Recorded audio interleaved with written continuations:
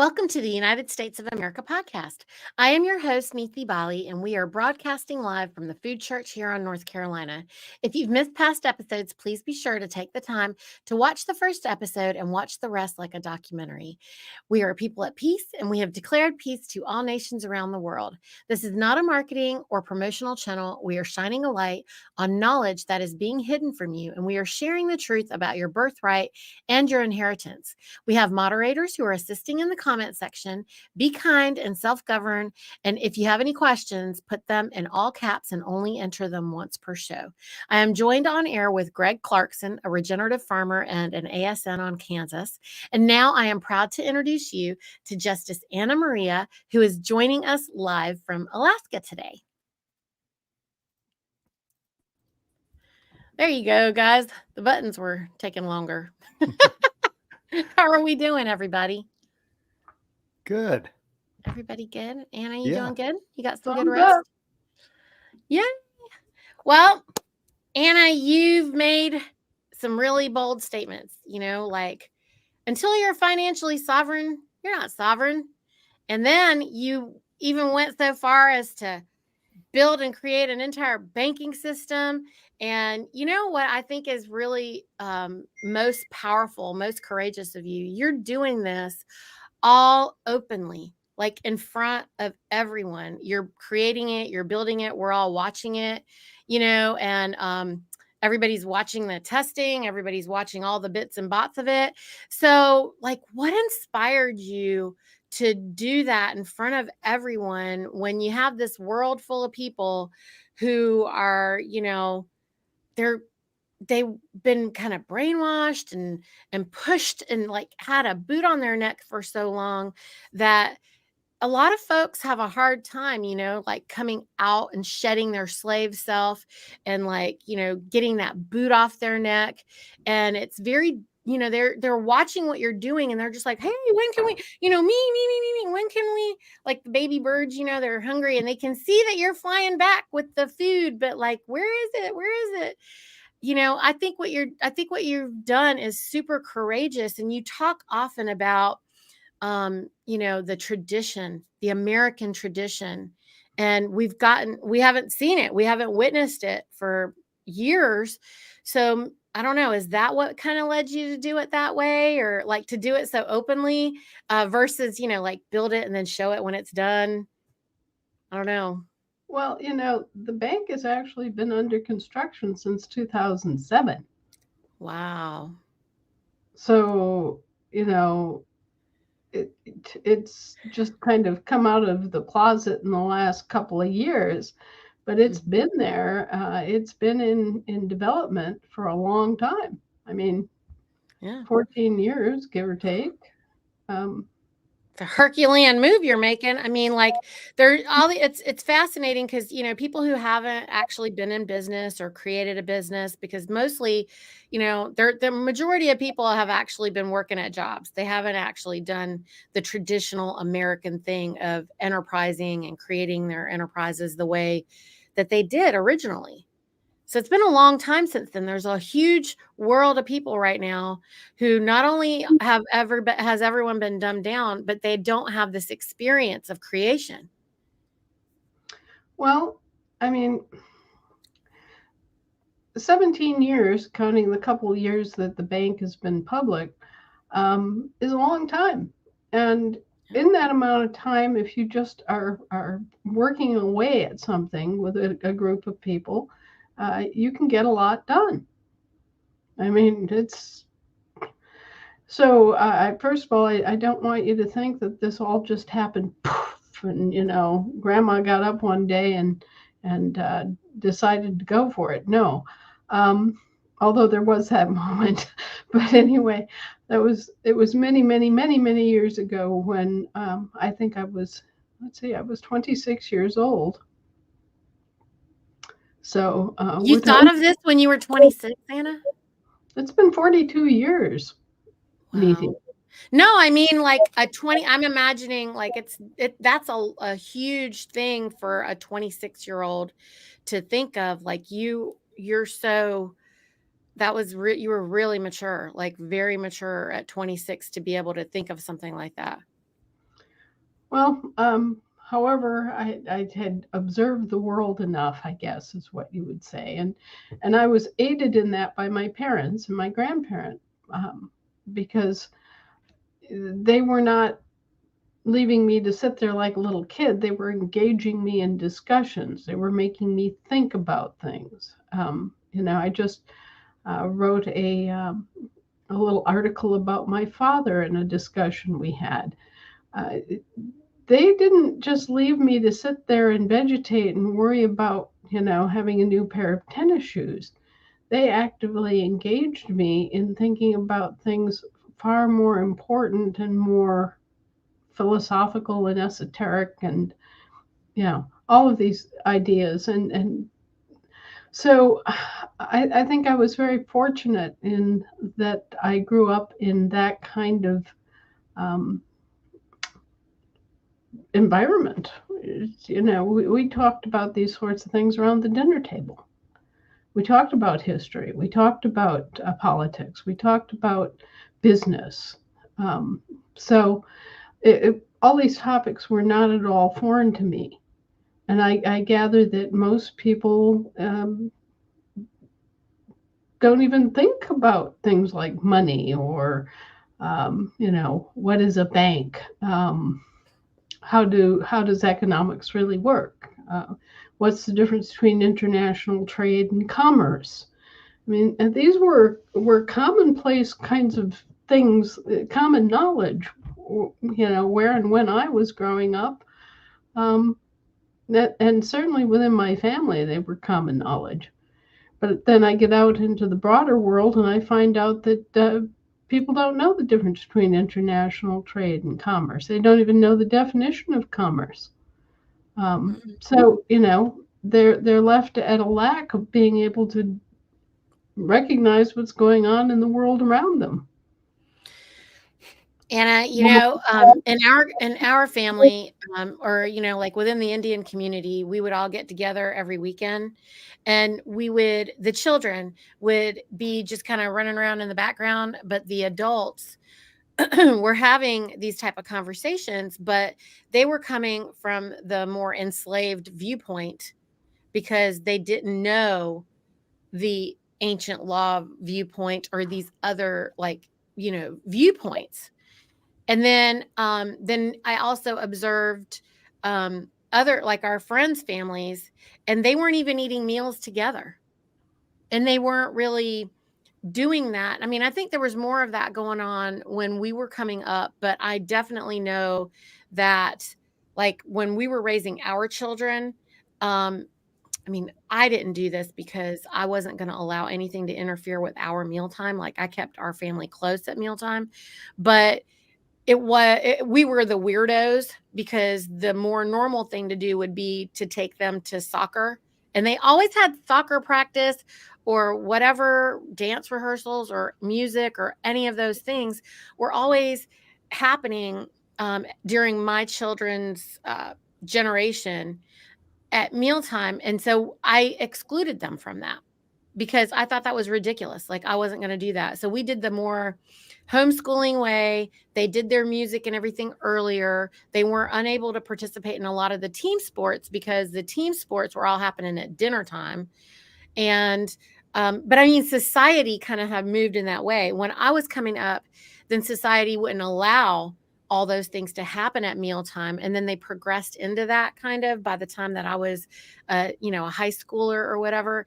And so it's something that the corporatocracy 100% did on purpose to Sure.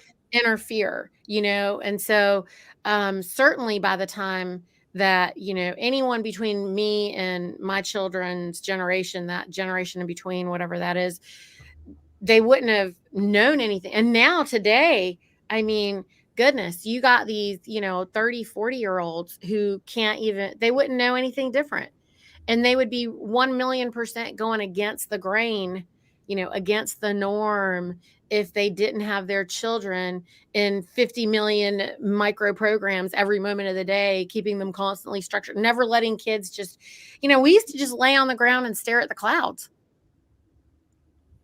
And these children don't even, huh? It's part of the breakdown of the family. Yep. It is.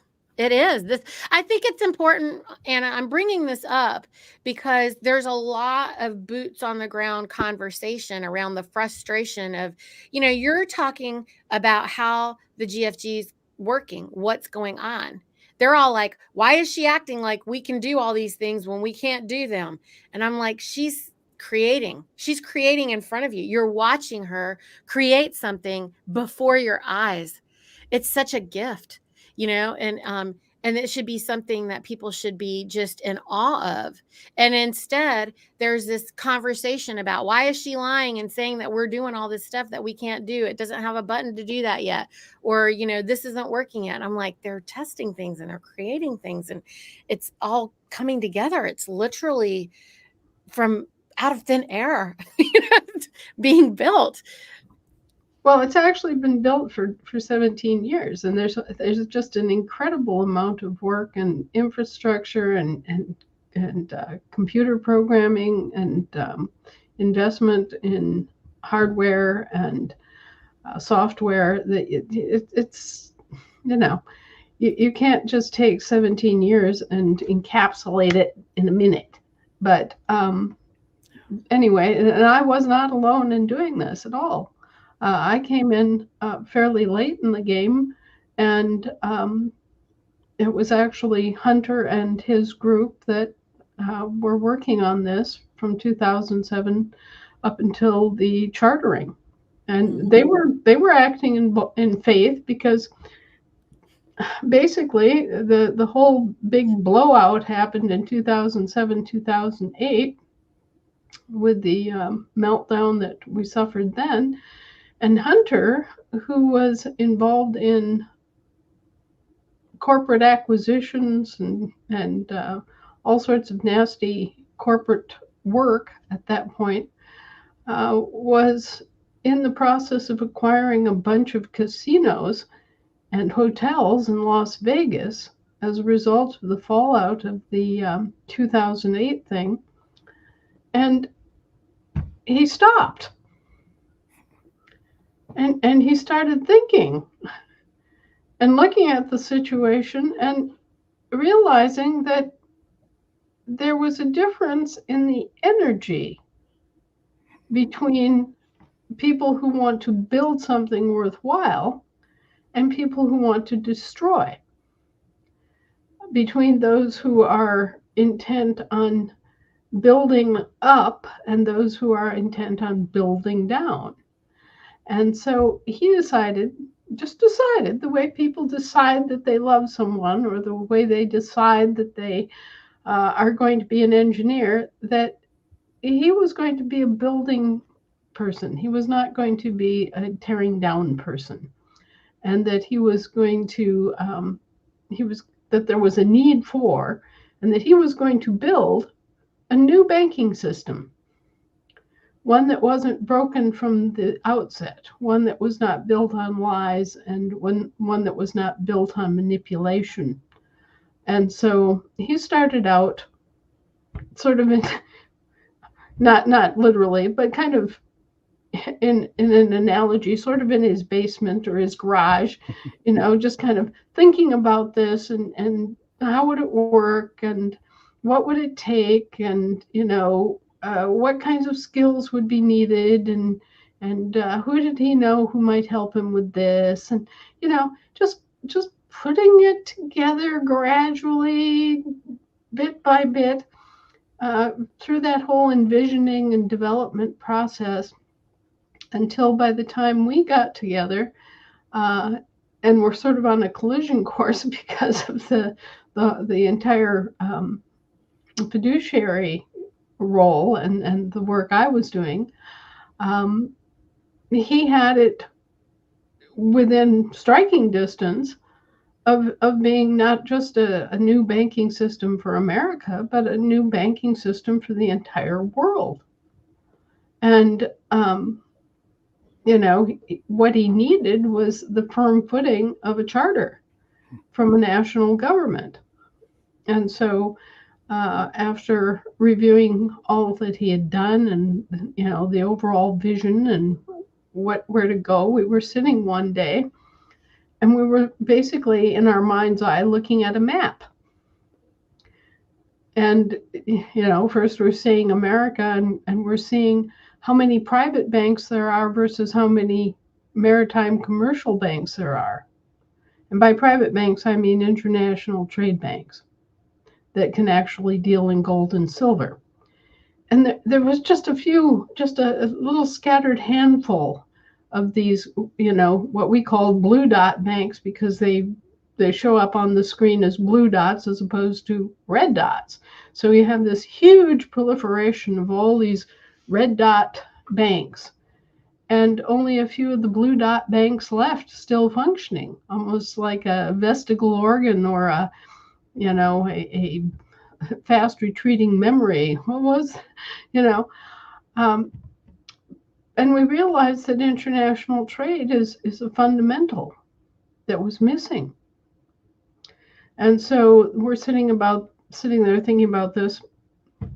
Well, obviously we have to proliferate blue dot banks, meaning international trade banks. So then we were thinking, pardon me, morning sneeze attack on the way, I think. But anyway,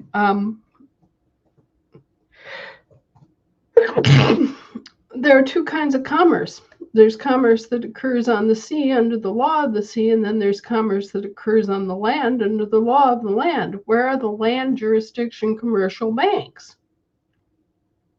Similarly missing in action, just a scattered few. And mostly being used by governments, government subcontractors anyway, not being used by average people. And so we said, okay, well, we're going to build a new bank system. We already have the hardware and everything. So here's how we're going to structure it. We're going to structure it as a bilateral banking system. And what do we mean by that? Well, there are basically two venues for people to conduct business. International trade, which is based on actual assets and commodities, gold, silver, sow bellies, whatever. But, that's trade.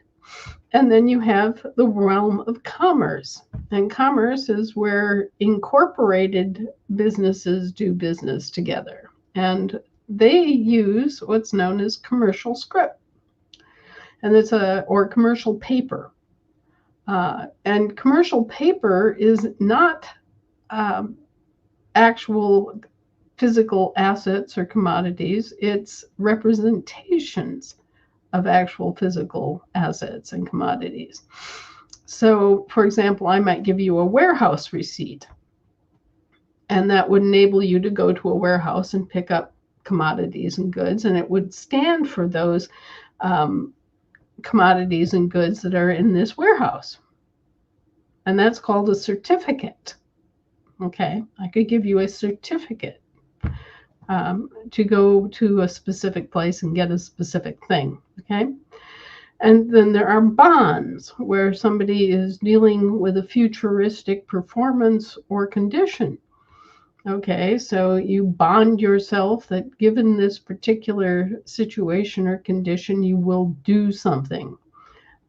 For example, insurance is basically a bonding operation where the insurer bonds themselves to perform given a specific occurrence happening. Okay, you get into an auto wreck, well, then I am bound to pay you to make you whole on the wreck. Okay, and you're going to pay me this, thus and so, for however many months and at this rate, to make it worth my while to insure you. Okay, that's a bondage. That's a bonding operation. And you can also use bonds to bind yourself, to do something like indentured servitude is a bondage.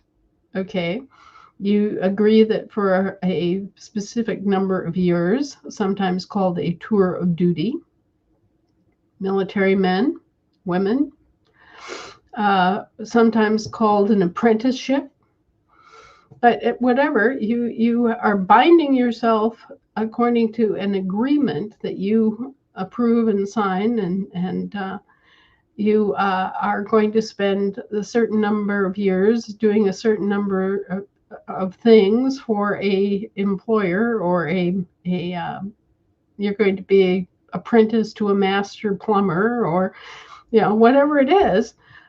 You are making a commitment to bind yourself for a number of years under the terms and conditions. Okay, that's a bondage. Um, then you may also be enslaved. You can enslave yourself. People don't realize that, but even in the modern world, you can enslave yourself. Yeah. They choose bondage every day, Anna. I mean, they choose it every single day. It's incredible. Like, I'm working with all these farmers like Gregory, right? Okay, so I brought this question about the banking thing up because I felt like how bold it was of you to do that, because what we're doing when we're reestablishing the small family farm food system, a lot of folks are just like, well, why can't you just, small farms can't feed the world. They can't feed the world, they say. They can't feed their community. They can't feed the whatever. I'll tell you what they can't do is they have been destroyed, and they can't just go from zero to whatever in 5 minutes. And so what happens, Anna, the struggle, and Gregory, I'm going to have you like speak with her about this because he can attest to this as well. But when I'm working with the farmers, because I'm the third party, I'm the fiduciary, Anna. I'm working to create the market and fiduciary for the eaters and also fiduciary for the farmers, right?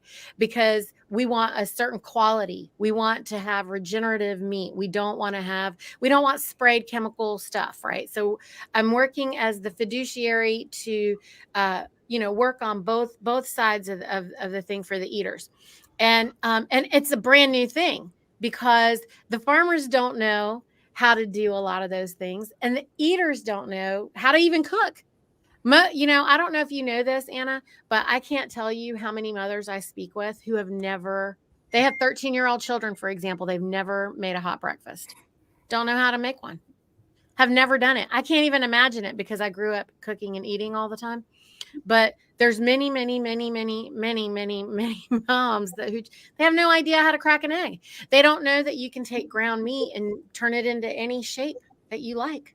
Like if I want to make burger patties that look like stars or circles or, Mickey Mouse, I can do it. But like they don't know that you can just do that. It sounds absurd, but it's actually something that a lot of people are struggling with. This is the kind of work I've been doing for over 15 years, just helping moms cook.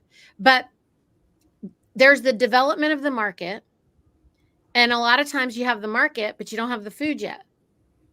And I'm developing farmers and I'm developing eaters, developing the farmers and developing the eaters. And we're teaching the farmers how to use the livestock and less, like no spray, no till, all these things, that they're learning that they haven't been taught because Department of Ag, right? And so we're working on that, and they're learning. And so as they learn, as they do whatever, they can't afford to learn on scale, right? Nope. So they're learning and they're doing a little bit, and then they get good at it, and then they go, oh, and then now they can start scaling it. And in that process, a lot of the eaters drop off because they've been waiting and waiting and waiting and waiting and waiting for the food. So I've been in the middle, creating the market, holding it down with some larger, like actual established. There's only one established farm on the East Coast. Well, up this way. There's only a handful of them across the country because they had destroyed all of this, right? Like the bank. Exactly. They Yep. with happened at the same time. And so when all of this was happening, when Dale Carnegie and Rockefeller filed the Flexner Report in 1910 and they centralized everything, then they dismantled the small family farm food system. So while you've been working on the banks and the government stuff and whatever, I've been working on the ground with the food, right? And you have all these eaters, and so you're breaking up. She is breaking up. Uh-oh. Is it You're good glitching now? on us. Is it good Yep. now? Yep, you're good. You might have to Is it speak stable? slower. Okay. I'll talk slower. So Gregory knows that there are so many small families that are like I'm putting together many small families for a group of people so that all of them can organically grow without the pressure of falling apart. And So, so we can, yeah, I was going to say that, Niti, I was going to jump in there with that idea. What we really need is the old cooperatives. And I find it interesting that if you create a business, an incorporated business in the structure that we have, you can't use the word cooperative. I well, wonder you why that can't is. cooperate. Yeah, because they're Exactly. competitive. They're Exactly. competitive. I can tell you why. It's Okay. because cooperative is a business model that was developed by the Roman Curia, and they own and patent it. It's Oh, theirs. Oh, yeah. interesting. That's Okay. why I don't call mine that, Greg. I call mine the food church because if I do any of the things that they say, then it doesn't work. And now she just told us why. Yeah, Thank you but for that. but what we're really after is we're really after just a group, a community. We're trying to build communities, and it Hmm. needs to be very regional as well. So Mhm. that way you have a regional community in Kansas, and there's eaters here and there's producers. Why do we want to all of our food? Why do we want to grow that and then ship it to China? That makes no Mm-mm. sense to me whatsoever. And why should the Chinese want to grow it and ship it to us? Exactly. I mean, Exactly. unless you have a specialty, if you're the prime rice grower in the world and you have enough rice to export, well, you know. But you're right. There is no sense, there is no rhyme or reason. A lot of this has been orchestrated by the oil companies, Yes. and it's been driven by their need to produce a market for oil. Yes. Mm. And they have endlessly proliferated this in every aspect and every sector of the economy you can imagine. They have had their fingers in it, and Yes. they've been driving the use of oil, oil, oil, and oil for everything, for structural building components, with plastics, with the use of the allopathic medicine and the big pharmacy. A lot of these different quote unquote medicines, everything from Vaseline on, is oil. Yep. And, it's oil based. Uh, we have become very dependent on plastic, for example. And it's just nothing but big oil shoving a new market sphere for them. Um, so a lot of international politics has been dictated by oil and by the proliferation of oil-based products and the use of oil for many, many different applications that many that we can't even begin to imagine. Yeah. So once we become aware of that and once we see what's being lost as a result of it and how we're being manipulated as a result of it, and how they have struggled to replace mom with a nanny state, how they have attempted to break the backbone of the family, Yep. and to raise children who are alienated not only from themselves but from each other and from their parents and everyone else. I mean, how many times have you seen kids with you know with the phones, sitting at McDonald's or someplace, um, and all of them have their phones out and they're all doing this. They're not even Right. present with their friends having a milkshake at McDonald's. Right. Yep. So So this is a big problem. it is a big problem. And I think Neely started with financial freedom and and true sovereignty. And when you look at the farming community, this time of year is a really good time of the year to look at. So in a lot of cases, they're wrapping up harvest and they're looking out at next year. So the farming community thinks very much year by year, not week by week, not month by month, but year by year. Mhm. And so the farmers are going in our area are going to look at and say, okay, what am I going to grow next year? What am I going to either plant this fall or next spring? And the way the system works now, they're going to go to the bank and say, Mr. Banker, would you please, or Mrs. Banker, would you please loan me money, currency, to for me to be able to conduct my business. And they'll go and sit down with a business review or a plan, and the banker's only going to give them money if they agree with the plan. And if they venture outside of the system even slightly, the answer is typically no, you can't have that money. Right. So So right there, we have a big problem. the bankers are acting as dictators. Exactly. So they're acting as dictators. And they're also applying direct taxes to people. Exactly. Yes. They have no granted authority to do. They have no Yes. taxing authority granted by anyone, and yet they are actually imposing taxation, direct taxation on people to pay sovereign debt, Yes. which is crazy and illegal as hell. Yeah. Exactly. Getting away with it because they've been able to manipulate those who are benefiting from this system. Okay. So, I think your problem is very similar to our problem with developing the bank, Yep. where you are restoring systems and ideas and abilities that were lost because people like Rockefeller had a vested interest in making you dependent on them and making you dependent on their pipelines, their transfer systems, and thereby enslaving you to them. Yes.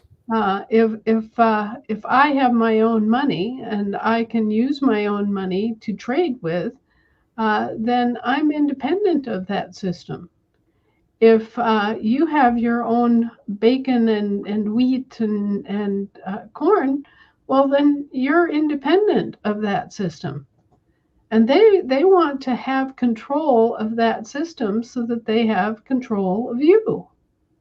And so it's up to us to say not only no, but hell no, and to take up the job, the work of self governance, self support, cut our own way in the world so that we have our families, so that we have our food, so that we have our own means of generating electricity, so that we, are not dependent on plastics, so that we can have a world that's more in balance and which is free instead of this basic de facto commercial enslavement, because the drive of commerce is always to profit itself. Yep. And they have no boundaries, they have no borders. Remember that commerce is a global venue.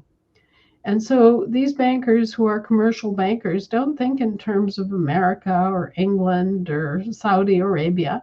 They're just thinking of the whole world as their oyster, and how are they going to farm it more effectively? How are they going to gain advantage in the marketplace? How are they going to gain economies of scale so that they can beat everybody price wise in the market? How are we going to dumb down consumers so that they'll eat plastic instead of grain? How are we going to, do all of these evil things in order to profit ourselves? And this is what they are all focused on is not the quality of life, not the good of the environment, not the good of their customers, certainly, but simply how do we milk that extra penny out of it? How do we make the buffalo on the nickel shit? And that's how they say it too, by the way. They are just entirely grasping and driven and focused on that one thing, which is how they can get more money, how they can, either save money in the production or how they can enrich themselves by, well, here's an obvious big thing that will resonate with both of you. Uh, you know, let's give the cattle this growth hormone. Yeah. So that they, suddenly a cow that was naturally 800 pounds is now 1,200 pounds. Well, boy, we just increased our production by, a third. Woo, just get out these syringes and start, giving these cattle this growth hormone because it ends up as profit, right? Yep. For them. But what it also does is it makes the cattle unhealthy. Yep. And what it also does is lead to the bovine growth hormone becoming so widely distributed in the population that our kids who are eating this crap Hmm. uh, are affected by it. Not Yeah. just the There's kids, everybody. They're poisoning everyone. You cannot industrial life-giving force. No, you can't. But I'm saying the kids especially are harmed by Yes. this Yep. because they are still in their growth phase. Absolutely. 100%. And the other part of this is they don't comprehend. Well, first of all, we're talking about corporate fictions who are trying to create life force. This is a joke. Secondly, the only thing they know how to is create money, Anna. They don't know how to create anything else. That's they've taken all of the joy and all of the creative out of the living men and women. I mean, I'm really looking forward, Anna, to seeing when people don't have to go to jobs what they're going to create, because they're not going to just sit around doing nothing. And I can just bet that it's going to be such a glorious tapestry of gifts that we're going to be able to receive from people, when they're free to be able to actually just, like you said, you keep saying, hey, you never allowing yourself to know what you want and why you want it. What do you want and why do you want it? And if you were able to know that, then you could actually walk towards that, and we will have a better world. Well, better earth, better life, better. Right. I don't even want to say the word world anymore. but I think the money is just the first step in all of this. Yes. The money is just the first step. Look at all the things that are going to break apart with the Mhm. unwinding that's going to occur over time. And I'll flip it around and look at it positively. Look at all the neat systems that we're going to be able to build. The Yeah. bank as an example. Yes. The vertical integration of the farming industry. How do you get food from the land to the person's mouth? That's a huge vertical integration to make that happen, even in the local environment. But Yes. then as you start to build that out, I see that as an opportunity. I got a lot of great ideas on how we can create new systems and do it better.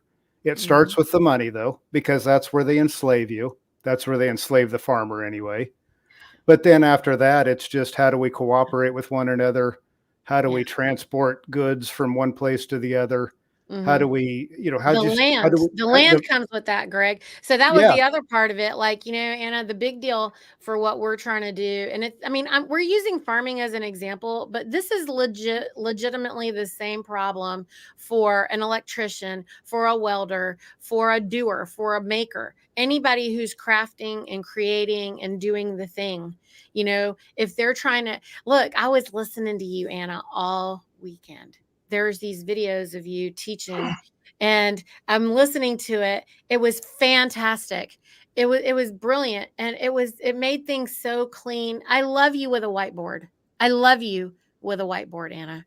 Anna was breaking it down on the whiteboard, and it was so amazing, and it made it very clean and clear for me, because I hear you saying all these things, but now it's like all, I don't know. That must be the old computer scientist in me where we used to flow chart everything out. So now I can just like kind of see it all float out. And I'm like, oh my gosh, makes so much sense. And I was talking to one of our farm families here this morning who's been, they've been trying to absorb what I'm saying about what you've been teaching. And they're trying to, what they don't know, Anna? They don't know that what you're doing is lawful. They don't know it. They don't comprehend. And so I'm saying there's lawful and there's legal and but when you've broken it out on the whiteboard, it's like they just want to know that they're doing the right thing. This is a real right thing. Right. And it's lawful, and therefore it is also legal. You see, lawful overstands legal. It's above legal. So if you meet the lawful requirement, you've already by definition bypassed everything that's quote unquote legal. Okay, Ex- so that's part of the reason that I'm so bold Ta-da!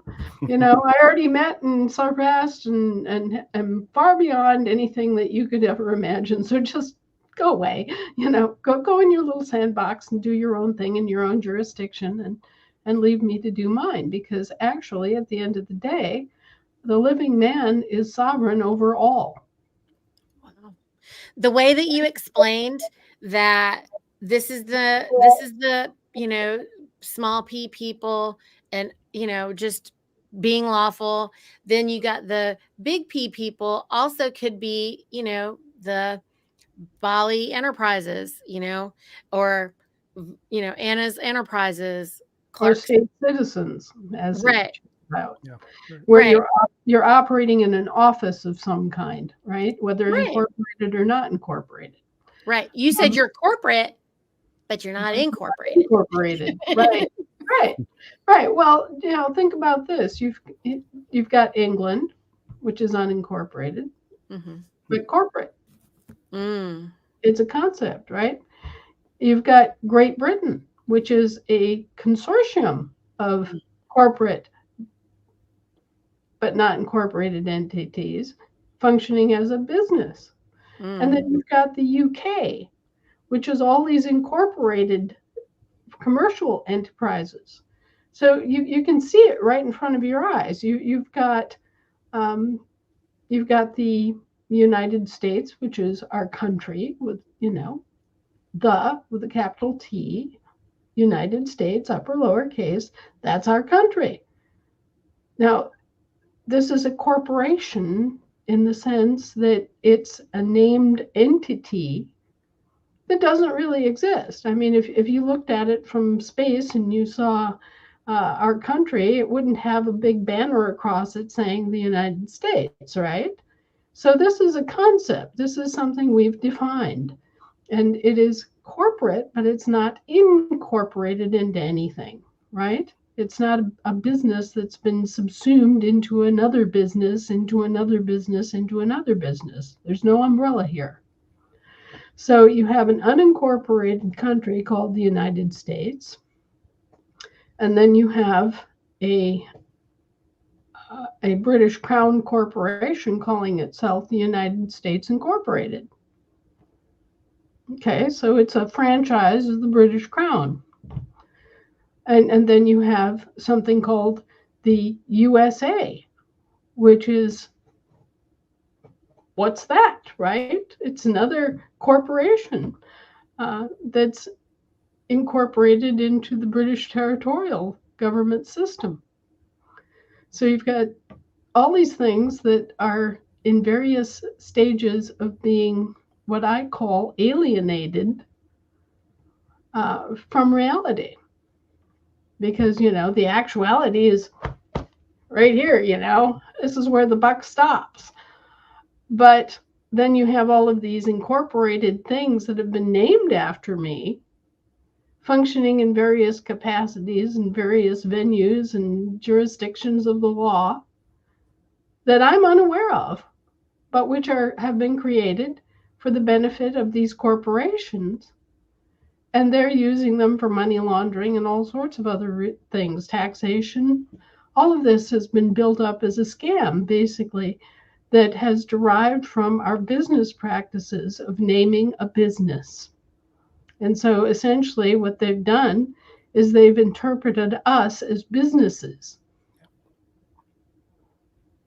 So, interesting question when you talk about being incorporated versus a corporation, and you think about the system that's going to need to be put in place, the vertically integrated system. So, let's say two farmers get together and say, we need a truck to haul some product from point A to point B, but I don't want to justify just myself buying it, and I want to partner with another farmer. An unincorporated partnership. It's just a private unincorporated partnership that you may name something else, it's Joe and Bob, so it's Joe Bob's Trucking, whatever that may be. Right, exactly. And so Joe Bob's Trucking is a separate entity from Joe and Bob. Right. And so every time you create something like that, you're either creating it in the realm of international trade or you're creating it as a land-based commercial corporation or you are creating it as a maritime corporation. And these things are all either unincorporated corporate or incorporated. So another way to think about it is England is unincorporated, Great Britain is corporate, and the UK is incorporated. One is occurring in the realm of the nation, right? The living people, right? And one is occurring in the realm of business that we generally think of as international trade. And one is occurring in the realm of commercial enterprise. So where does that division happen? So let's say the trucking example. I want to truck a product from point A to point B, which all is within Kansas. Or Okay. actually, let's break it down further. It's within my home county. Okay. So that to be would be a land only because Land, what's that? land and soil. Land and soil. Okay. Okay. Now, does it change when I'm going out of the county? Because that next door county is a foreign county, correct? Yes, but it's not a foreign country. Yes. Foreign Okay. country. Okay.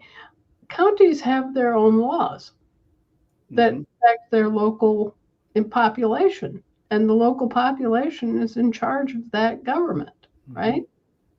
Used to drive the British barristers crazy because they wanted power over everything, and they were used to working in the sea jurisdiction where everything's the same, right? So they could go from Singapore to Belgium, and it was the same law, and everything was very simple in that respect.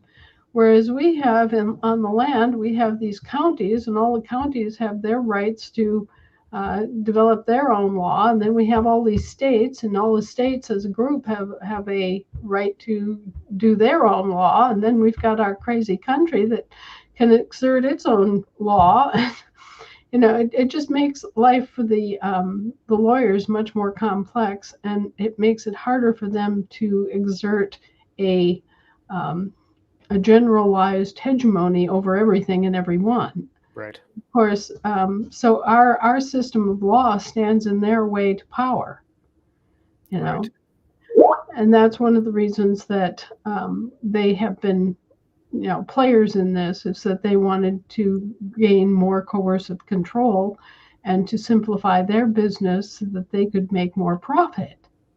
Okay, but anyway, you can begin to see the range of possibilities there are. And because we have a tradition of international trade, that's what the BRICS nations have developed. They've gone back to saying, look, this commercial realm is all foo-foo-rah and it's all crooked, and we don't want anything to do with it. It doesn't make sense. So we're going back to international trade. We're going to be trading with each other for commodities directly. We're not going to go through the Rockefeller transfer monopoly that manipulates and keeps some people from selling their rice and keeps other people at the top of the market and profiting from it. And we're done with that. We're just going to have a straight-on man-to-man kind of international trade system where small businesses and even big businesses that are not incorporated in the commercial realm are able to trade for goods and services. Right. And what really sparked this movement was the oil industry, because the rats that be had set it up so that you could only buy oil using Federal Reserve notes. Okay, so that meant that, okay, I'm Danish, I have to take my kroner, I have to convert it into Federal Reserve notes, and then I have to use the Federal Reserve notes to buy oil. Yep.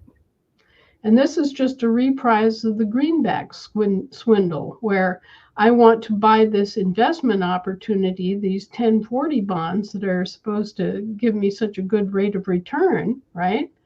But in order to buy the 1040 bonds, I have to first take my gold or my silver dollars and convert them into these paper chits called greenbacks. And then I have to use the greenbacks to buy the 1040 bonds. You see, it's the same exact swindle. It's the same exact constructive um, coercion. Okay. So as BRICS continues, and they're already doing that. They're trading nation to nation already. Right. So we all know what happens to those greenbacks. Guess where they go? Yeah, they go home to roost. They're no longer important. Exactly. They're no longer needed. So the money flow that's out there, the currency flow, I'll call it, that's out there, is now a huge currency amount that's out there that's no longer needed. Well, it's no longer needed or wanted. Or wanted, exactly. Okay, they don't have to use it to buy oil, and the coercive monopoly that this was supporting is crumbling because you no longer need FRNs to buy anything. You can convert your FRNs into pound sterling. You can convert your FRNs into AFD, our American Federation dollar, which is gold backed. And you can trade honestly without all of the regulation. Because one of the parts of the whole commercial world is that it's become highly regulated, both to coercively monopolize and control commodities, but also to coercively control people and business organizations. Right. So, we've got something like 80 million regulations, statutes, and codes governing everything that everybody does and allowing them to coercively control everything down to a gnat's eyelash. But this has been passed off on people, and excuses have been made for it to the extent that, oh, well, we have to regulate this because otherwise it could be used for bad purposes. Right. Well, as it turns out, it's regulated so that they can produce bad things. Okay, so you get it. The problem being that you can't know 80 million codes, ordinances, and statutes, and you can't afford to enforce them. Okay, it's just loony. It's beyond the pale. And people recognizing this all over the world say, no, we're not going to indulge in commercial business.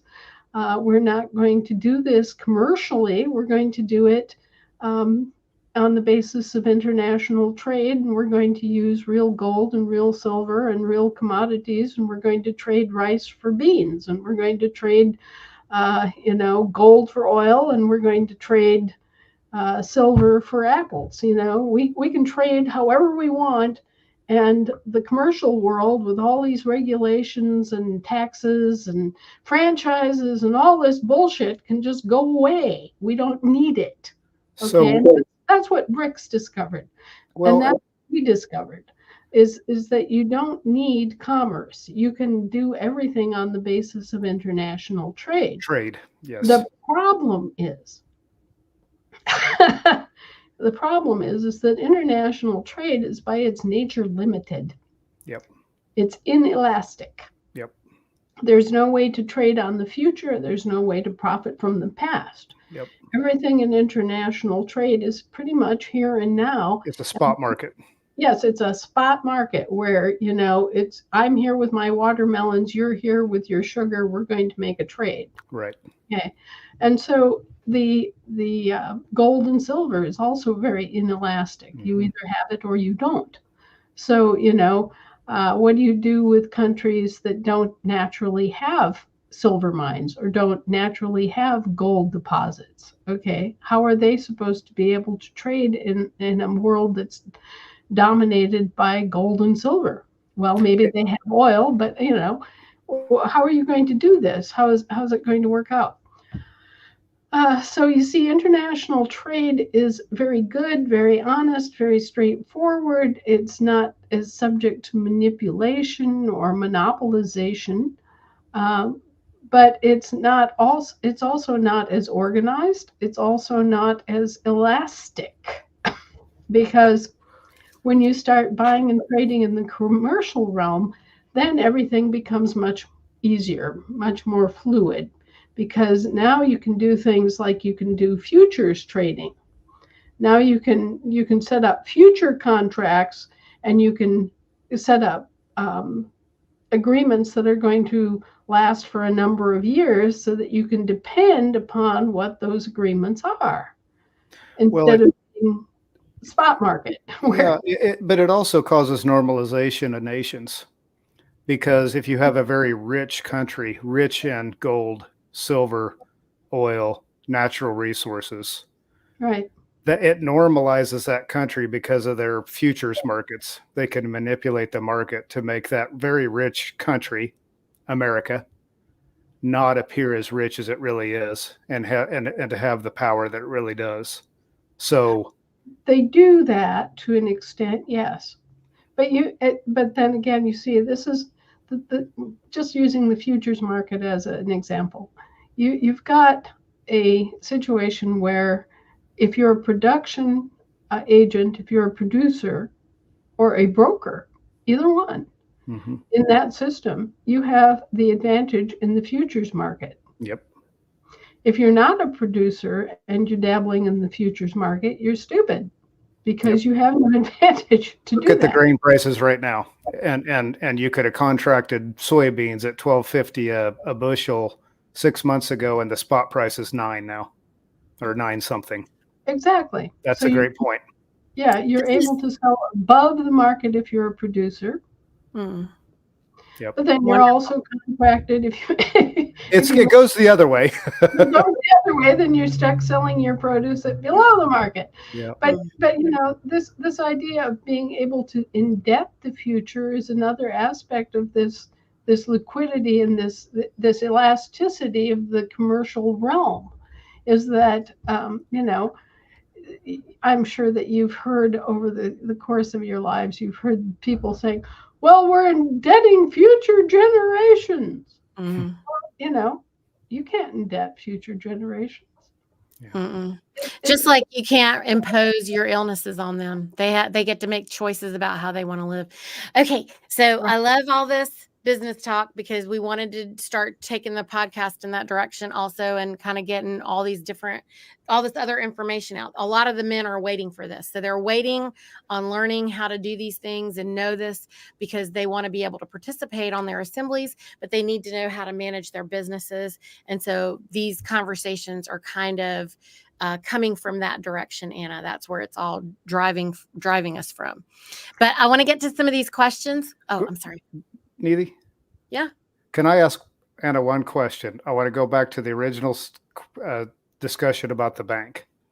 And I've listened to the Blood Money series 3 or 4 times now, or watched the Blood Money series 3 or 4 times now. And my key question is, how are we going to get these out of the system?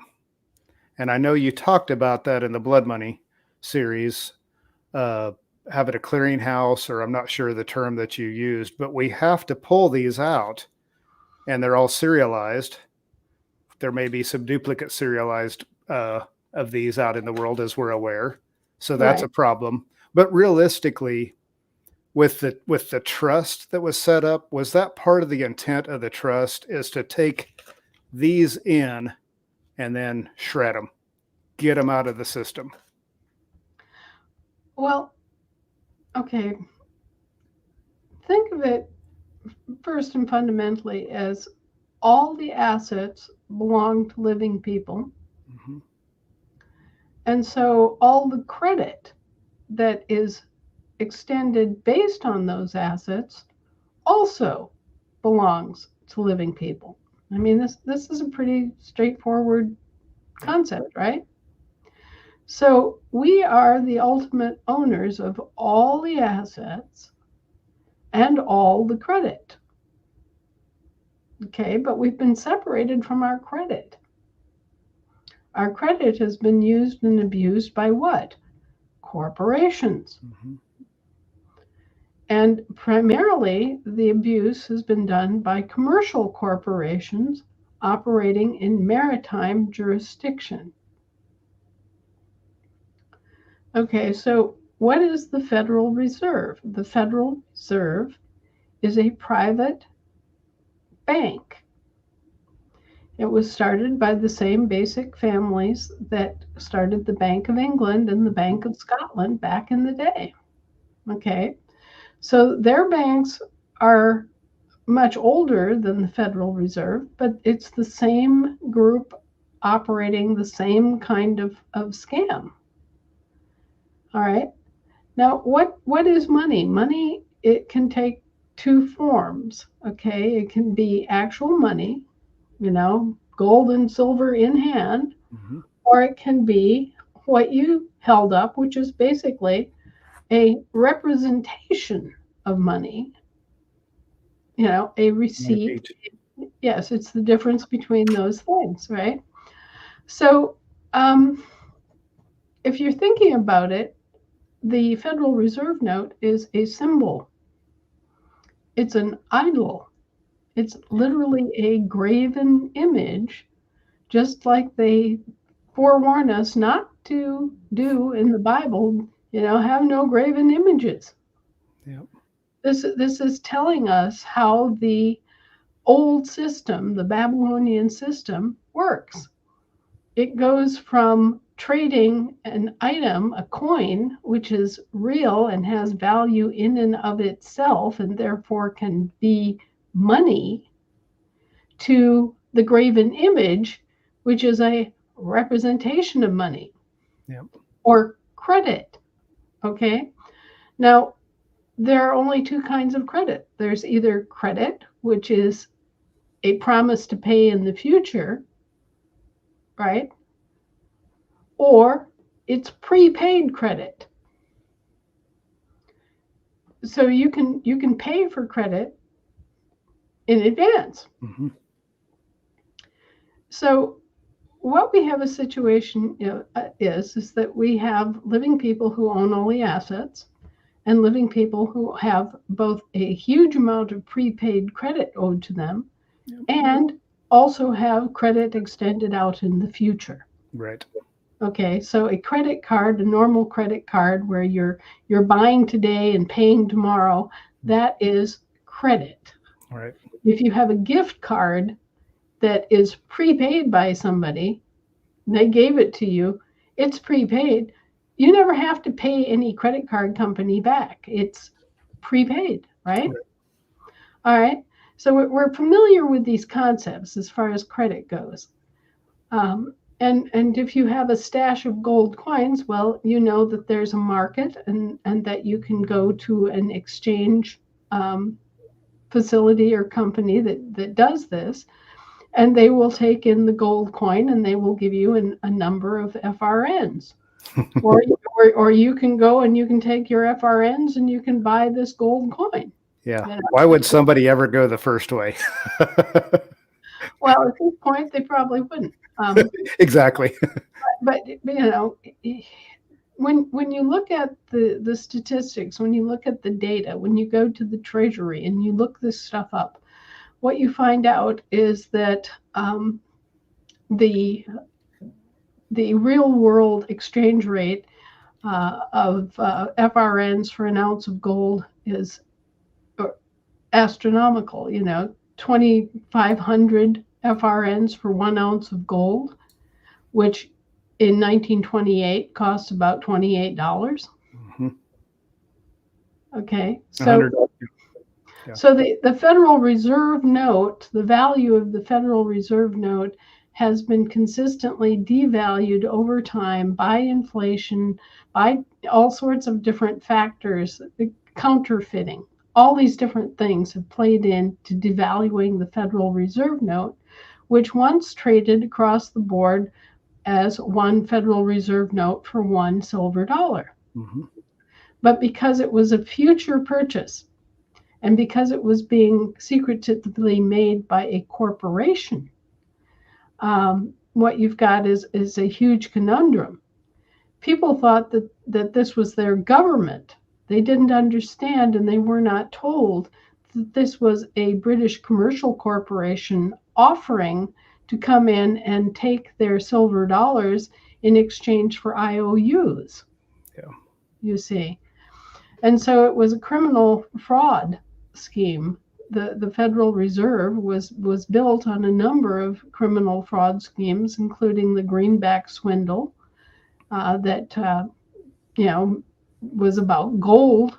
Okay, that was gold investments there that were basically people were swindled out of.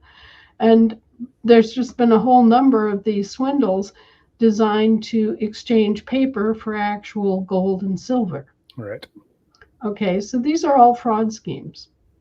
And at the end of the day, you wind up with a situation where one AFD, which is gold backed, is now worth 250 FRNs.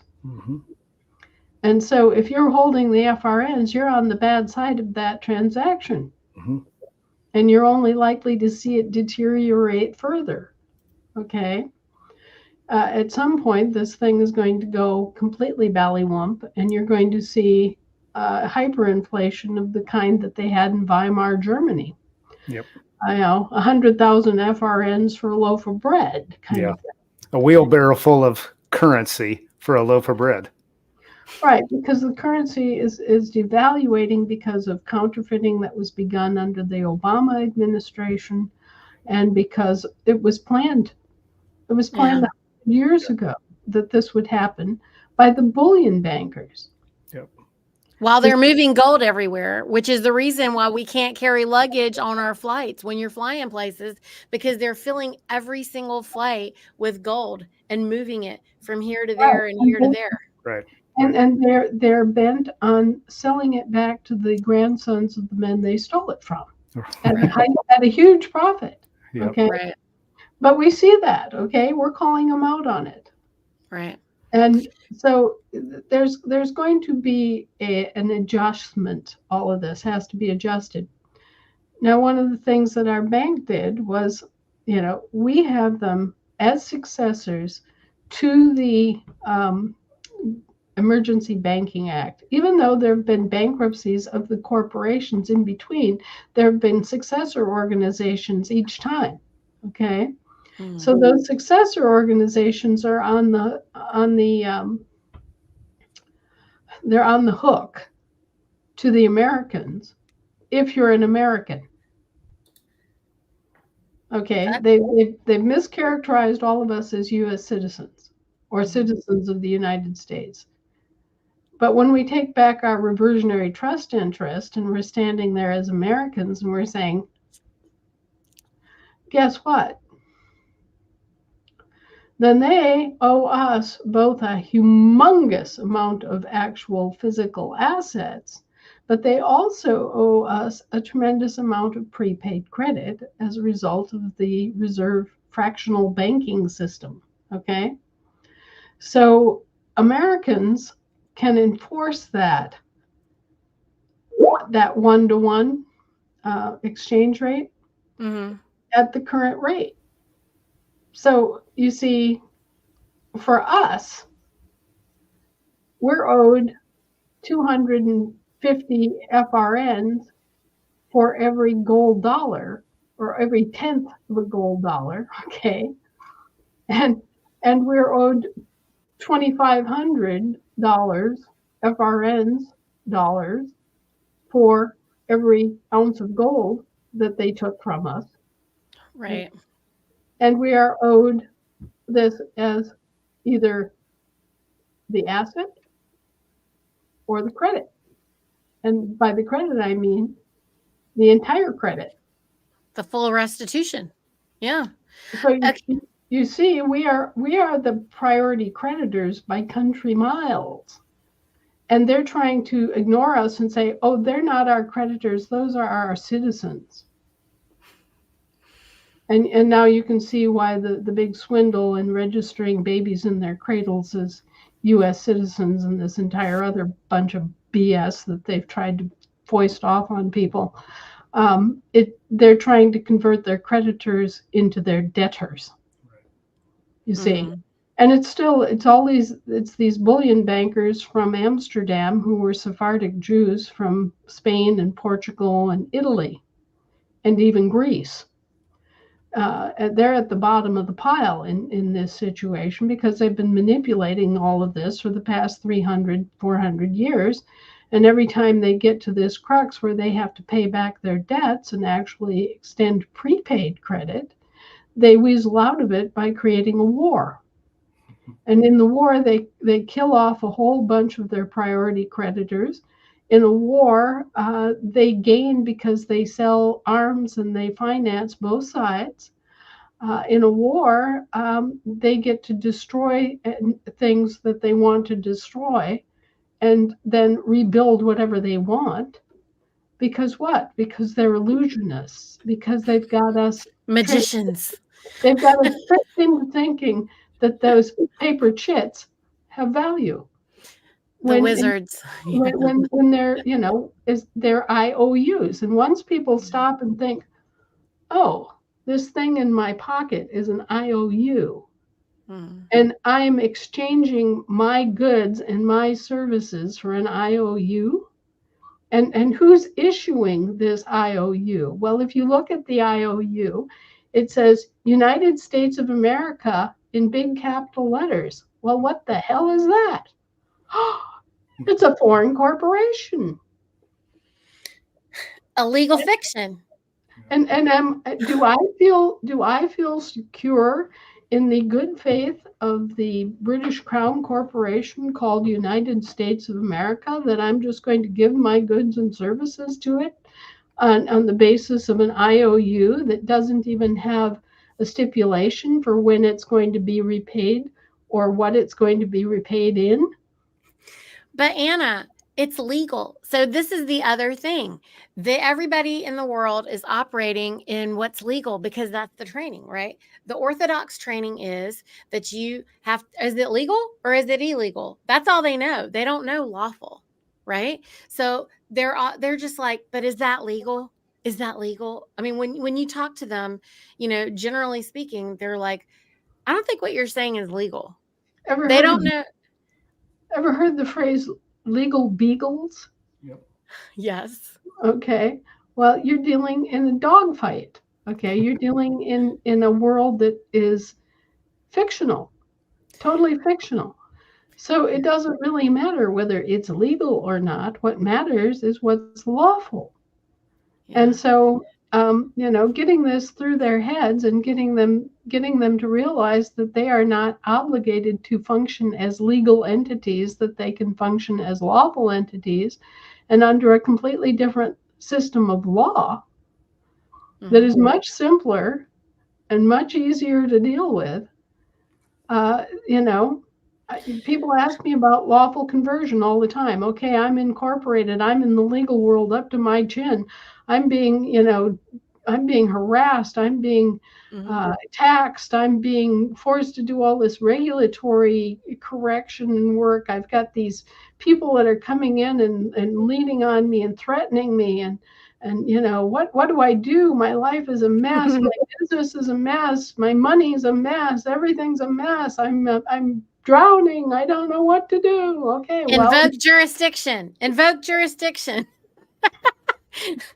throw off the shackles of U.S. citizenship, which you were never properly a U.S. citizen anyway. Okay. Right. And number two, then lawfully convert your business. Say goodbye to all that. Right. Okay. But even before you convert, you can, if it's not federal income, then you can throw them off. This is the thing that they are not comprehending. And, once, like I was saying, you drew this all out, I was like, oh my goodness, this is so easy to get once you see it. I'm going to actually create something for you. I'm going to send you something for you to look at and see if I want you to proof it and make sure it's okay and all that before I share it with anybody. But let's see if we can't get up some questions in. Okay. This is going to be really fun. I'm looking forward to these questions with you every week, Anna, because this is what all the men are asking for. The men are asking for the business answers. So that's what we're going to give them. Okay.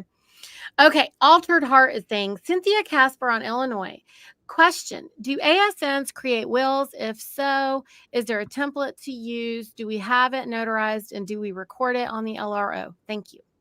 First of all, you can record it. You can use a public notary if you want to or need to.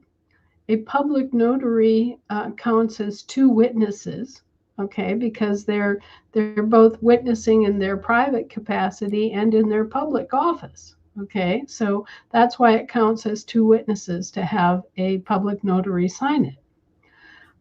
When you set up the notary block, if you're going to use a public notary, you want to do it in the land and soil jurisdiction. So you have to set it up a little differently so that it's truly functioning as a public notary and not as a notary public. You've probably heard that too, right? People sometimes sign it as a notary public. Well, that means they're operating in the C jurisdiction. You want to make sure that they are a public notary and that the public is defined by the notary block. That's the information that you see that says the location that the notarization is taking place. So what you are going to do is you're going to make sure that the information in that notary block is very simple. You're not going to say it's taking place in the state of Kansas. You're going to just say Kansas. And you're not going to say county of Macon. You're going to say Macon County. Okay? That puts it in the realm of the trust, the state trust, which is all that they have right now and which we are developing our counties back. Okay? The other correct way to do it is just say county : Macon. Okay, and that translates across the board, land and sea. Okay. Anyway, you're going to be very careful about how you describe the location that the notary is taking place in. You're also going to make sure that the notary is described as a public notary. Okay. It's not going to be a notary public. And then you want to do the date correctly. And that is simply to do it according to a descriptive date, such as October 3rd, 2024, September 14th, 2024, making it clear that this is on the land and soil and not in the sea. You mean okay. Long form, Anna? Is that what you mean? Well, a descriptive form. Instead of saying 3/7/2024, meaning March 7th, 2024, you would write out March 7th, 2024. Mm-hmm. In words. Right, in words. And instead of using the convention you've been taught, which is March 7th, 2024, you just write it as without commas because it's March 7th, 2024, right? So it's complete. There's nothing stopping it. What happens is when you are writing it the way you've been taught to write it, March 7th, 2024, there's a break between March 7th and 2024, which creates a division, which creates an error in whatever you're trying to do, which is this is the corporate veil inserting itself here, okay, right there in that comma. Ridiculous as it may seem, this is the distinction between land and sea. Gotcha. Mary Grock wants to know, we're being advised to give false addresses for our new LRO cards. Isn't this going to give cause to the de facto to accuse people of falsifying a record? Why would you give false addresses ever? That makes no sense. We never falsify anything. We always tell the truth. Now, this may have developed from a piece of advice I gave landowners who have their land free and clear, which is to rename their land and subsume all former descriptions of their land. But that doesn't mean it's a false address. You record that address, and it is part of the public record, and it's just as valid as any other address. Mm-hmm. So, no, we're not doing any false addresses. Okay, sorry. Massachusetts, daughters applying to colleges. If parents changed political status, can they fill out the FAFSA form to get federal loan or aid from colleges? If you do that, then you are operating one of their franchises in order to do it. Okay. And since the Pope gave these franchises to you for free and as a gift, once you're standing as an American and you have made that demarcation, you can use that franchise to do whatever you want. But here's the problem. If you are an American, why would you ever need a college loan? Because you have all these assets and you have all this prepaid credit. And beyond that, you have credit into the future. So, why would you do a future debt agreement as opposed to drawing down on the prepaid credit you're already owed? You see my point. Mm-hmm. Now, you could do what many people have done in the past, and that is to fill out the forms and go through the whole business and get the quote unquote loan, which is just a loan of your own assets, your own ability to pay. Okay. And then, make a couple of payments on it and then go back and use the prepaid credit. Yeah. I mean, you can do that. People have done it. They use a 1099 and OID form and all this other stuff, this fancy crap that comes off the tax system to reclaim their credit and pay off their loans.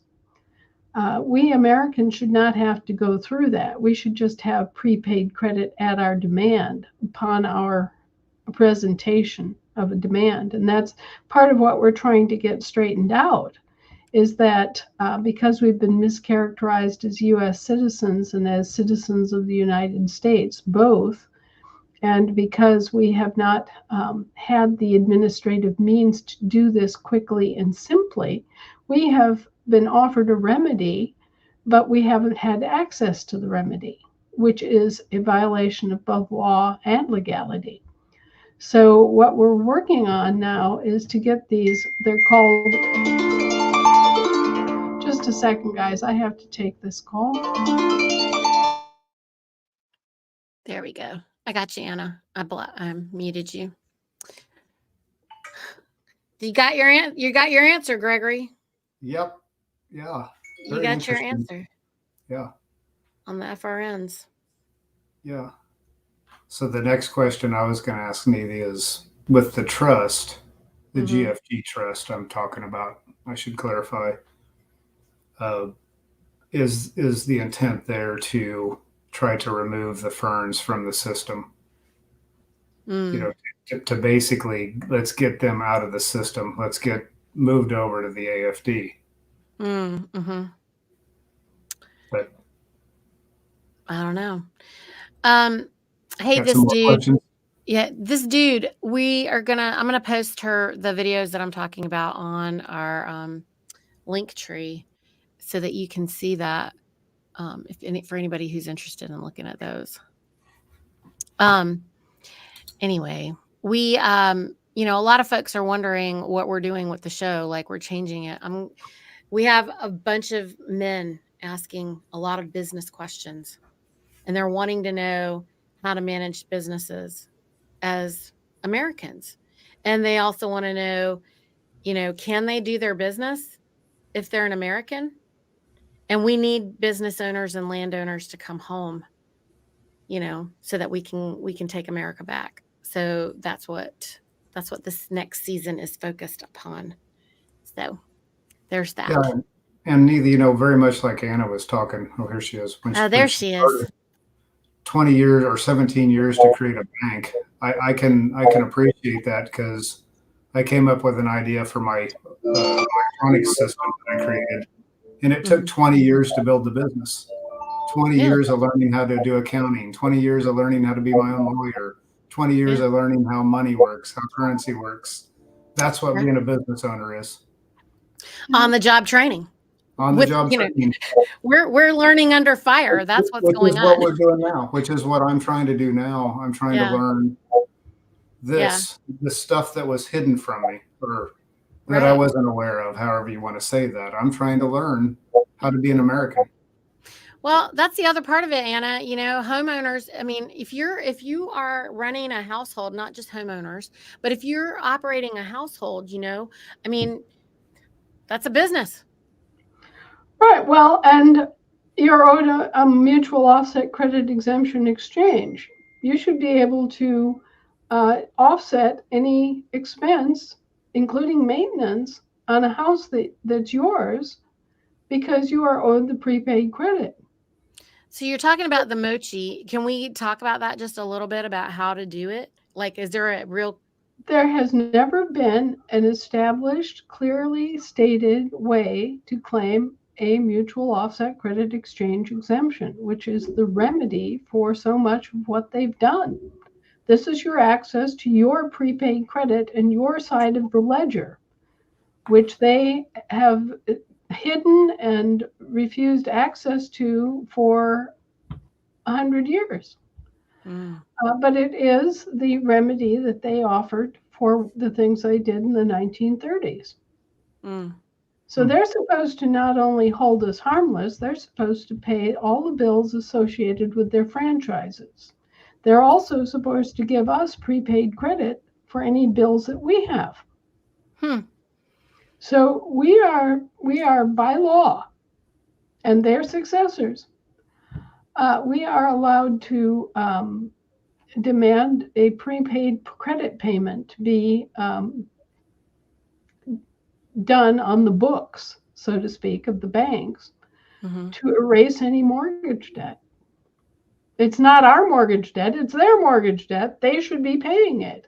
And we have the prepaid credit on our side of the ledger so that all it what this is a bookkeeping they're going to try to say it's a bookkeeping error or that we're not eligible because according to their records we're US citizens, right? mm. Yeah. They're fundamental swindle. Um, but we are actually owed the prepaid credit that Mhm, they're not giving us and that they never provided us, despite mm. that being offered as the remedy for their wrongdoing in the 1930s. This is how they legalized all their swindles in the 1930s, was by producing the MOSSI and saying, okay, well, we'll exempt you from all this. Okay. So if they don't give you the MOSSI, then they are in violation. They're doing something illegal in their own system. And they never actually came out to the public and said, okay, well, here's your remedy. You'll be exempted from all these things. You'll be exempt from mortgages. You'll be exempt from income tax. You'll be exempt from blah, blah, blah. Okay. You'll be exempt from securitization. You'll be exempt from land titles. All these things that we were supposed to receive as remedy for their misadministration and malfeasance in the 1930s as they were digging themselves out of the muck, um, they've never provided. They've never Mm. said, okay, well, here's the program, sign up here, and here's your account. They've never given an accounting of the auto tris accounts ever, Yeah. ever. And so, access to the remedy has to be provided. And this is part of what we're doing with the prepaid credit is Right. demanding that they produce the remedy. Right. You're doing it on a systemic basis, right? So Green Yarden wants to know list pros and cons for ASNs to create private conveyance insurance surety bonds. Must we use words like I don't think we say things like pledge, surety, driver, motor vehicle. You, you Using don't trade. you don't do it that way. You have in um, well, you could self-insure in theory, but then you would be insuring as a man, right? You wouldn't Mhm. registering as a business. Mm. And you're not in the insurance business. You're not licensed to be in the insurance business, which is a commercial activity. Insurance is commercial, indemnity is non commercial. Okay. Mm-hmm. So when you're using an indemnity bond is what you're guaranteeing for you to do business. Okay. So um, for example, my private indemnity bond covers the states of the union. That's why it's $15 trillion. And it can be even larger than that. But from that perspective, everything that Americans are doing in international trade or land jurisdiction commerce is already indemnified. So there's nothing for you to do. I But guess they want to know, what do they do if they need to, if they have a situation where they need to. they write non-negotiable on whatever bills are presented to them. Okay.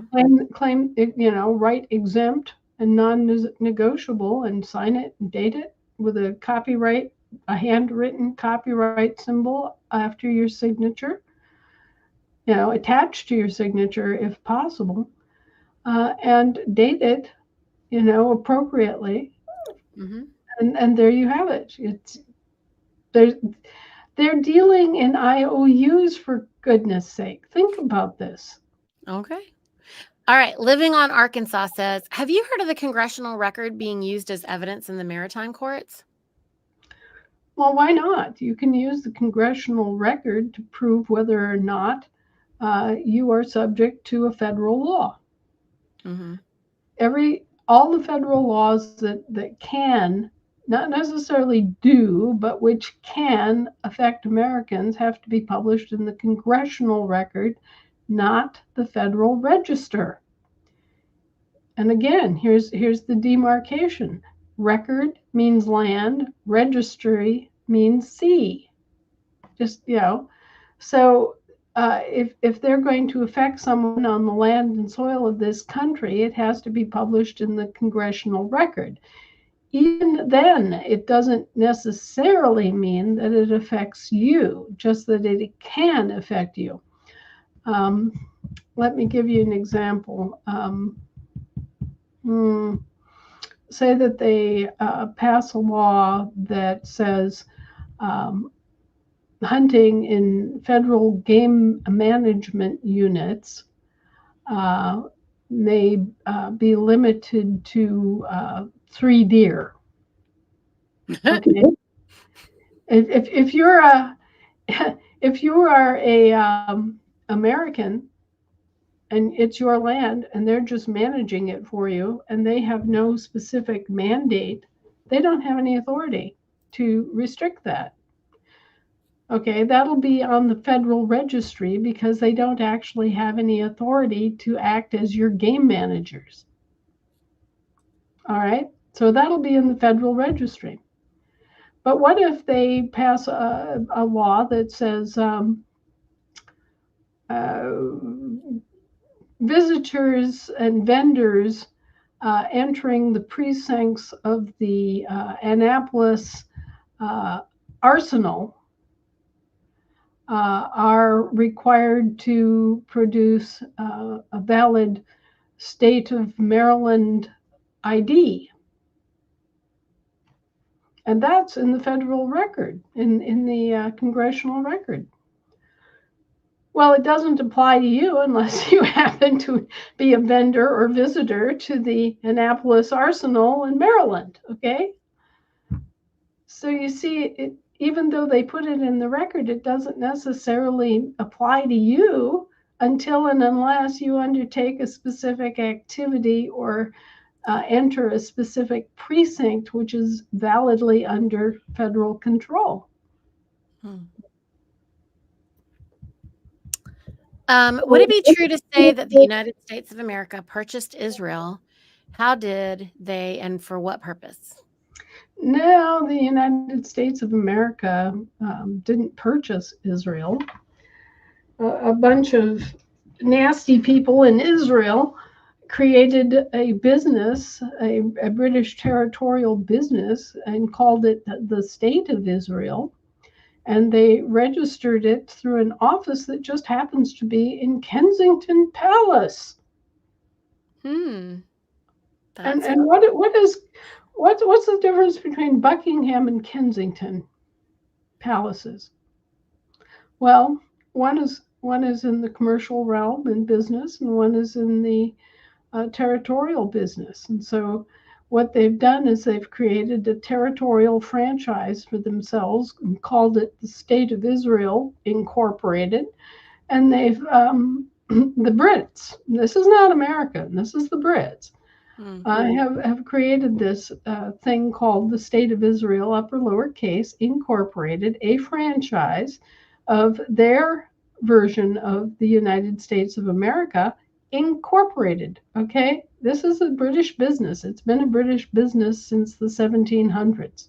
Okay, hmm. they just don't put the word incorporated in, and so people get boondoggled and think it's this country and that it's our government and international jurisdiction when it's actually their British territorial knockoff. Okay, so their British territorial knockoff, this incorporated thing, calling itself the United States of America Incorporated, has created a new franchise for itself called the State of Israel Incorporated. And they're trying to boondoggle us and the rest of the world into thinking that this is our 51st state or whatever, and that we are now obligated as a nation to defend Israel under our sovereignty, which is complete and utter whack job bullshit. Has nothing to do with us. And that's, the only reason they can get away with this is that it doesn't have anything to do with us. Hmm. Wow. Jay wants to know, should we exchange FRNs for non-silver half dollars? They are stamped dollars. Well, so are the Federal Reserve notes stamped dollar. Aren't there regular silver dollars? I don't understand this question. I mean, do they make them non-silver? I didn't know that. Well, he's talking about the fact that these are silver-plated dollars. They're composite dollars. The ones that came out in the Oh. 60s that have the big layer of copper that you can see on the edge. Yeah, okay, I know, yeah. I Yeah, guess I get the real silver dollars because we go to the silver exchange, and you get the old junk coins, and we get those dollars. So yeah, those are the ones you want for sure. The can old oh, version. can a corporation act on land jurisdiction? I mean, I think we have many of these. It depends on if you're a land jurisdiction corporation or not, and even if you're a sea jurisdiction corporation, you can have a business on the land and soil as long as you're properly licensed to do so. Mm-hmm. Mm-hmm. Um.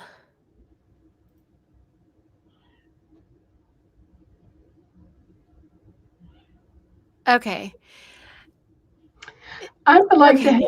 have Lisa on, but the problem is that we're discussing different things. When Lisa's on, we're talking about the assembly process and about ideas and American history. This is right now we're talking more about land jurisdiction and business issues because there's such a crying need for it. Not that there isn't a crying need for information for the assemblies and their assembly process. What we're looking at is doing two podcasts, one with Lisa that is assembly oriented, and then to do this, which is more business and money oriented. Right. Also, this is to the whole YouTube world, like the whole globe. Everybody is talking to us about whatever, everything from Israel, from everywhere. And it's not just assembly people. Also, there's people who have never heard of this and they're learning the truth for the very first time. So that's what we're focusing on. So, Renaya I'm sorry if I'm saying your name wrong. How can I get my son's student loan? I am a cosigner on prior to correcting political status taken care of. So you're saying to do the non-negotiable on the bill? Well, no. See, she's talking about she took out a student loan for her son as a Mm-hmm. co-signer, which is the typical way that they do these student loans. Mm-hmm. And she did this prior to correcting political status. Okay, so she was doing this at a time when, so far as the public record showed, she was a U.S. citizen or a citizen of the United States, depending on which hegemony was making the loan to her, right? And can she now get this taken care of? The short answer is that no, not yet, because even though you should have been exempt, you weren't exempt at the time. And the big argument between us and the rats that be is, at what point when an American wakes up, realizes they've been swindled and mischaracterized as a foreign citizen in their own country, at what point does the exemption that the American enjoys take effect? Is it at birth, or is it now, at this moment? Well, under contract law, okay, there are different kinds of laws involved here.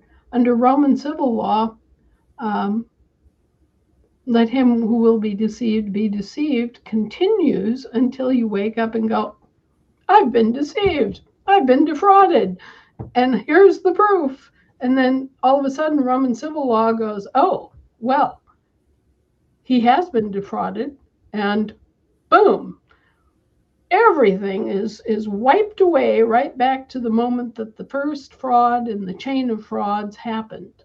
Okay, so under Roman civil law, you are exempt, and it's as if none of this ever happened. Okay? But Roman civil law isn't the only kind of law that you're being subjected to.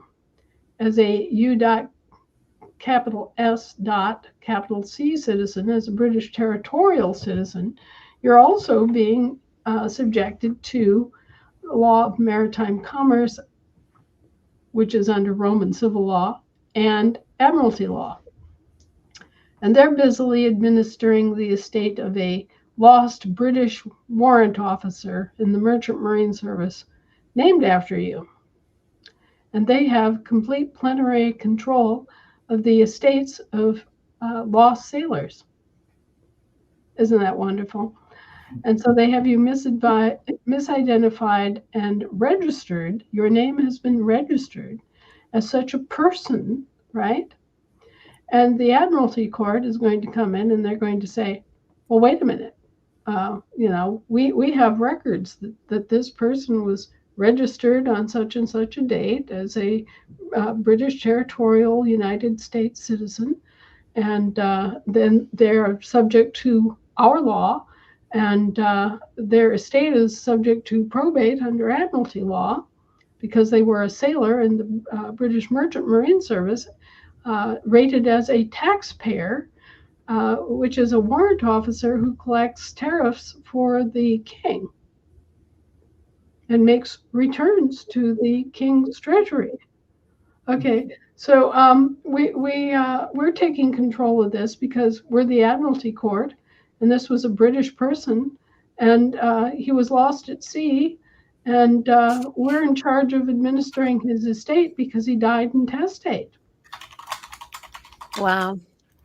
Okay, so we have to go through the entire spiel here. The Roman civil law is easy. The Admiralty law is something else, and we have to get down to the brass tacks of our exemption and the repudiation of the fraud all the way back to the first registration of the baby as a British territorial citizen.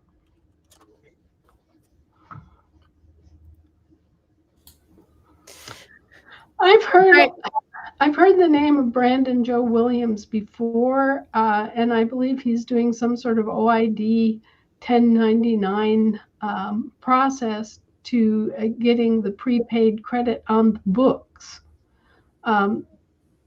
This is working within their system as a foreign citizen, seeking to get credit, basically, as a foreign citizen. Okay, you're working within an internal revenue system that is foreign to you to get a credit for a foreign person. Okay, as if you were a foreign person, and as if you were voluntarily operating in that system. And what I encourage people to do is just to not just throw up your hands and go, look, I'm exempt and I'm owed prepaid credit. I'm owed not only exemption, I am owed mutual offset credit exemption. Okay.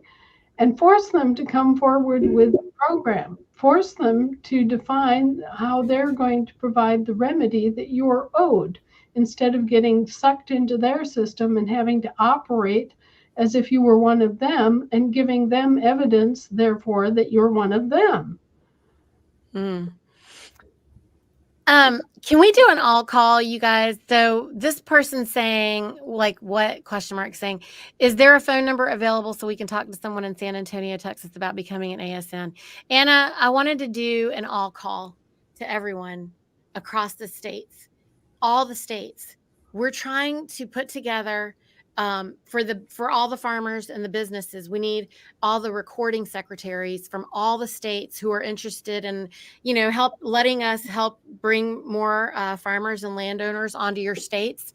Can you please message me your email or contact information? What we've done is we've got a link tree, and it has a link for all recording secretaries on all 50 states to please fill the form out, so that I can have your contact information. It's been really difficult. I know Greg's trying to get with the Kansas Assembly, and he hasn't heard anything back for the longest time, but we went ahead and, brought him home. And we want to be able to bring everybody home with the recording secretaries on your state. So there is a link in the chat. There's a link in the show notes. It's on the United States of America link tree also. There's a button. If you push it, we would like all the recording secretaries to please give us your information and what state you're in. Like, just fill the little form out. And that way we can connect directly, because that's what we want to do. We're doing a lot of testing with Greg right now and his paperwork, because we're creating a system, Anna, to streamline it a little bit better. But then we want that to just go directly to, we want obviously for them to be connected with all their assemblies. And so, and we're also helping them get their GFG account set up, like everything, because these guys are out on the land. They don't have a whole lot of time to do too much research. So we're kind of just helping to, bring them along as fast as possible. So please. Yes, Gregory. Yeah, I had a question. You said GFG, Niti. It reminded me of a question I had. So I did get set up with the prosperity account. Oh, yep. Yeah. Yeah, I was going to ask about the vendor accounts. Yeah. Well, the vendor account, we haven't helped you. We'll help you get that. No, I'm set up. I'm set up with a vendor account. Right. But it seems to me like that's the best first use case. They're not active yet. We're right. Right. But a vendor to vendor is a trade instead of a commerce. Currently. So if we can start to trade with this initially, it's a really good use case. And then interact in commerce is a lot of what we're talking about with a lot of the questions are centered around commerce, not trade. And in the farming, it's the root of what we do is trade. Yes. When you get right down to it, you grow a product, raise a product, you have this product, and you want to, I have a dozen eggs and I need to trade that for a steak from my rancher neighbor. Or whatever that may be. That's pure trade. And that's where the vendor account seems like it would be a really good use case from mine vendor to my neighbor's vendor account. As And long as you don't have any expenses, Greg. So like that's fine for some of the folks, but a lot of the folks are still oh, own their land outright. They no, no, have no. feed Yeah. bills and whatever. So I mean, yeah, and then anyway, there's an opportunity certainly for I mean, folks were wanting to be able to start bartering using the Yes. GFD account, and Yes. that's what I would count it as is barter. And Yep. like I can afford to do a certain amount of barter, but then there's a certain amount of cash flow Oh that's yeah. Oh yeah. required as We're well. all stuck in the system still. Sure. Absolutely. But they put a stop to the button that you Yeah. could. There used to be an opportunity where we were able to do that, and then they've put a stop on it. I'm sure they're working on something that they can't, get that far. Um, Regina, while we're waiting on Anna to come back, you you were asking about talking to me about coming to the food church, but my contact information and everything is in the link tree. So go to the link tree, please. And all of that is there. And you'll be able to click on those and we can talk about the food church. Yay, Anna's back. Okay, so we're gonna wrap this up because I know we're way over time, Anna. Um, I was just gonna put up this one last question. Because this was kind of part of another question that we had earlier. This is the Green Garden again. And she's saying, yes, Niti, we are asking what to do if we don't have car insurance and we get hit. Do we make a claim or seek medical? So I think that you're saying that when we get the bills from the car accident, from the whatever, then those are the things that we can manage. And, but folks don't realize that we can do that. Uh-oh, we can't hear you. Whoops. Sorry, I still had you muted, Anna. So sorry. Yeah, well, the insurance companies can go back and say, oh, this person is exempt. Well, why do we have her as an insured person when she's not a person, when she's a people? You see, this is how we get into trouble. We do these things like we apply for a driver's license, right? And then they go, oh, this is a person, a foreign person who needs to be licensed to travel in this country. Not, oh, it's one of the American people who naturally has the right to travel on the public roads. See, we misidentify ourselves by getting caught up in these programs and services and everything else that are intended for foreign persons. Yeah. So, anytime you have insurance, every time you register a car, every time you um, do anything that is in their license a business, you're Mm-hmm. saying I need a license. It's otherwise illegal for me to conduct business in this country. Therefore, I need a license, or it's illegal for me to conduct business in the British territorial United States of Alaska, United States of America Incorporated, without a license. You see, once you start identifying who you are versus who they are, and you start seeing the language that applies to you versus the language that applies to them, it starts to make sense. So you are not insured, you're indemnified. You don't accept IOUs that are non negotiable for payment of negotiable debt. Right. I think folks are, these are things that we learn more and more about as we study. And Anna has written, almost 5,000 articles. It would be really cool for you to just go to her site and punch in insurance, car insurance. And I bet you like a bunch of articles like pop up. So let's try to do that. And Regina, we publish all of our recordings so that everyone knows that we're an American because we record them and then we publish them. So yes, all of our records are part of public record on the Land Recording Office. Well, and they have to be, Yeah. because under international law, um, we need to be able to identify ourselves and where we live. That's basically all that's required, but we need to do that much so that we have an identity that's fixed on the public record. That's right. And I was teaching about when you declare, and you're like, when you just look at me and I don't say anything, you don't know if I speak, your language, you don't know where I'm from, you don't know anything about me. When we're out and we're just traveling around, then don't you want to know, are you being chased by a bear? Are you being chased by, Jim? Or who are you being chased by? Where are they from? And so who are they from and where are they from? Okay. And then on another note, friends, we want to make sure we're supporting Anna.